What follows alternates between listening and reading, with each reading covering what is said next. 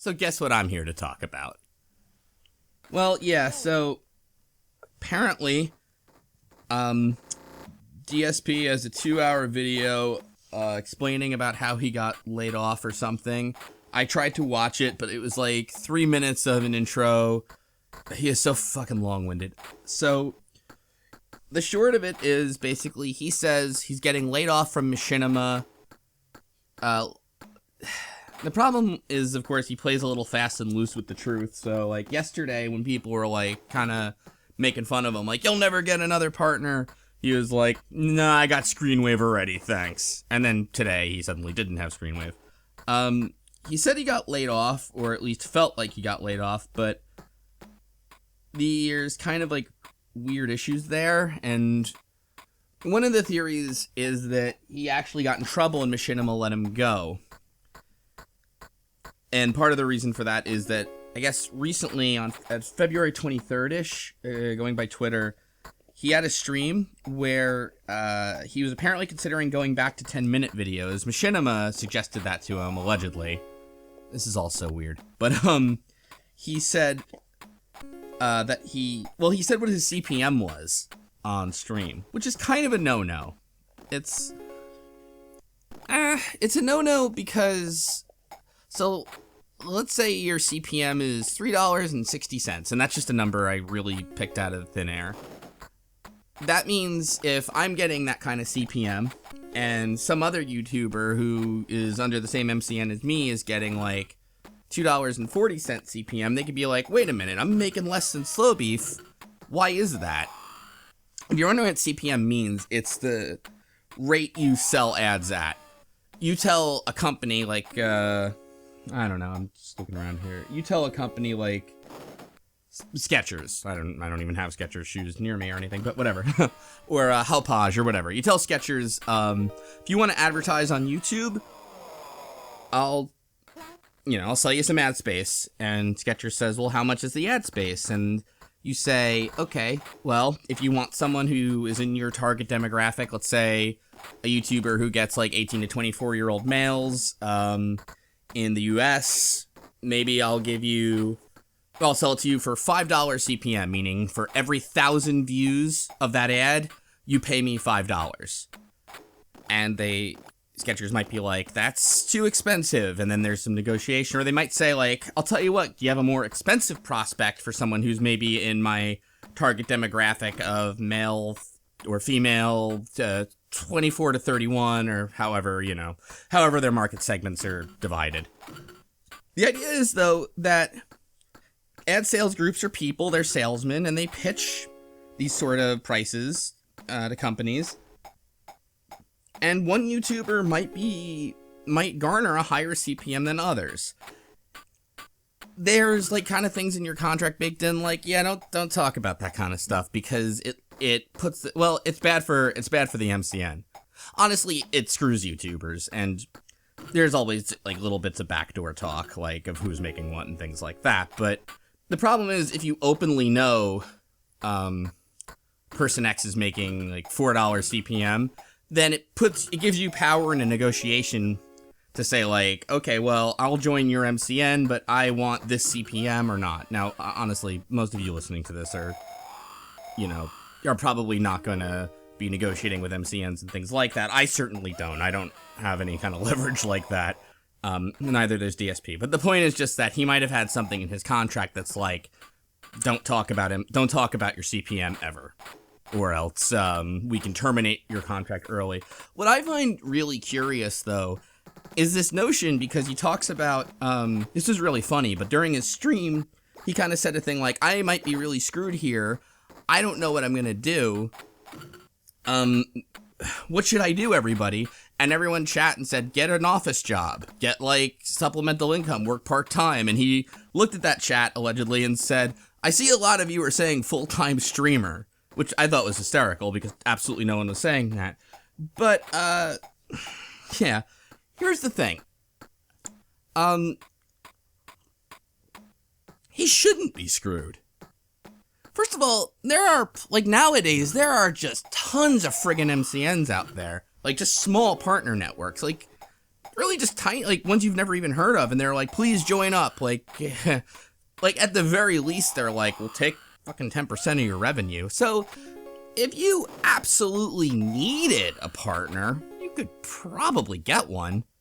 But the question is, well, why do you need a partner? I mean, I like my MCN and all, but unless you're getting brand deals, and I've never done a brand deal. Retsupre's never done a brand deal. We got offered one back in the day. But if you're not getting brand deals regularly, like, there's not a great point to having one. I've heard anecdotally they help with copyright strikes, that you just tend to get less copyright strikes when you have a partner, but I've also heard anecdotally that, no, that's not really the case anymore. That's not as applicable as it once was, and everyone's kind of in the same sort of zone of likelihood of getting hit with copyright strikes or claims is the big one nowadays, where people just kind of leech off your ad revenue. So basically, if you violate your contract with an MCN and they just terminate the relationship and that's that, you're not in any sort of trouble, because you can just do it directly with Google, like Google AdSense. Like, the way partnership works is, like, a partner is a third party in the whole ad revenue making process. What happens is Google has a thing called Google AdSense. They have their own AdSense teams and things like that.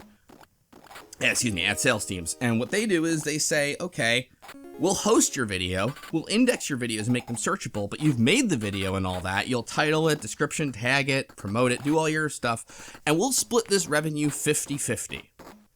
The way an MCN is supposed to work is they kind of come in the middle of the relationship and they say to Google, I'll tell you what, we have ad sales groups too. We want to put our advertising on it, okay?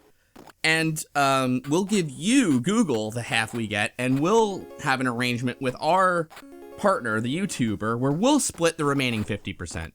So typically that's like a 90-10 split, or it should be.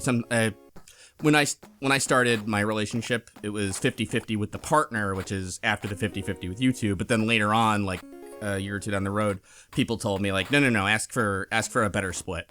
So I asked, and like, you can get like 90-10 is pretty much standard on YouTube, I think, with MCNs. That might have changed, like, but that's what people told me to go for back in the day.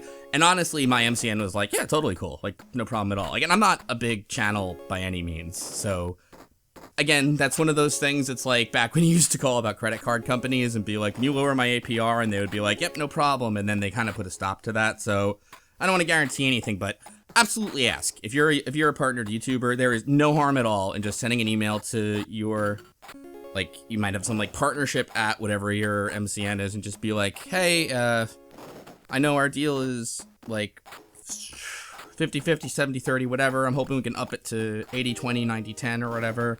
And the worst they can say is, no, we won't do that, or we only do that if you have X many subscribers or X many views, blah, blah, blah. My point in all that, though, is, so if my MCN saw this video and got really mad at me, and they just said, period, slowbeef, we're terminating the contract with no penalty or anything like that. It's just ending the relationship, period. It's like, oh, okay. But then I can just run ads on the video myself with Google AdSense, and I'll actually get more money in a way.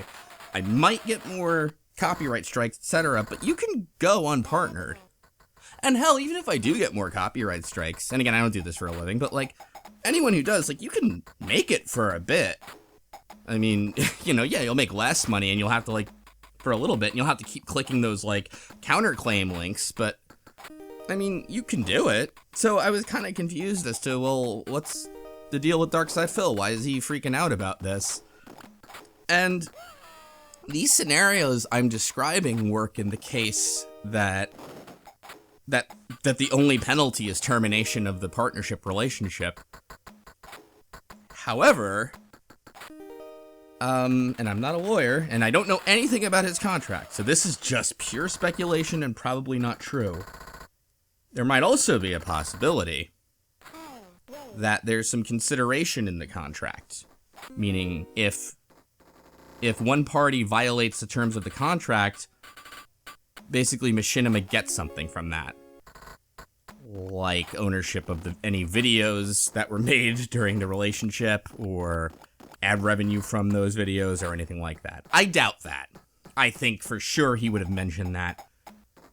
But something is really fishy here. Like, it just doesn't make any sense to me. The only other possibility is he just genuinely doesn't know you don't need a partner to make money off ad revenue from YouTube. Back in the day, like in 2010, 2009, 2010, when all this stuff was going on, most people wanted the partner and stuff like that. They just didn't want to go with Google AdSense. So when they did, like, apparently you didn't get much because Google's CPM wasn't great at the time. But nowadays it's not bad. And again, this is all anecdotally. I don't have data for this. If anyone has it, I'd love to see it or like research it or whatever. Nowadays though, AdSense has a pretty competitive CPM. Partners can get better ones, but again, you typically want to be partnered if you're going to be managed or you want brand deals. And nowadays too, it's like kind of contentious on how much they're going to help you with copyright stuff. My MCN's nice, but again, it's like it depends on the company, it depends on the relationship, all that stuff. The point I'm just getting at is I don't see why he'd be screwed unless either A, there's something in his contract that's going to mess him up and he needs to turn to streaming instead of YouTube ad revenue, or B, he just genuinely doesn't know. It's possible. He's really ignorant of this stuff, which is amazing to me. Like, another thing he even said on that stream, too, I got bits of it at work. It was like, if I became a full-time streamer, I'd have to do, like, 4-hour plus streams. Like, no. The full-timers don't do that, really. You know, like, I'm sure some of the fighting game people do, but, like, or, I don't really, like, I'm not in that world, but, like, the full-time streamers, like, they do, like, smart things. Like, they get a schedule, and they say, like, I'm gonna go this day and this day and this day. They don't just stream constantly. I mean, you need to sleep and shit like that. And they have like little like things that like make it fun for you to donate money and all that stuff, you know. It's like working smarter, not just constantly, but you know, that's not exactly his forte anyway, so whatever, I guess. So I don't know. I'm still betting on he's around come Monday and come 2018, but you know, who the hell knows in this wacky world we live in? Well, thanks for listening to my bullshit. Take easy.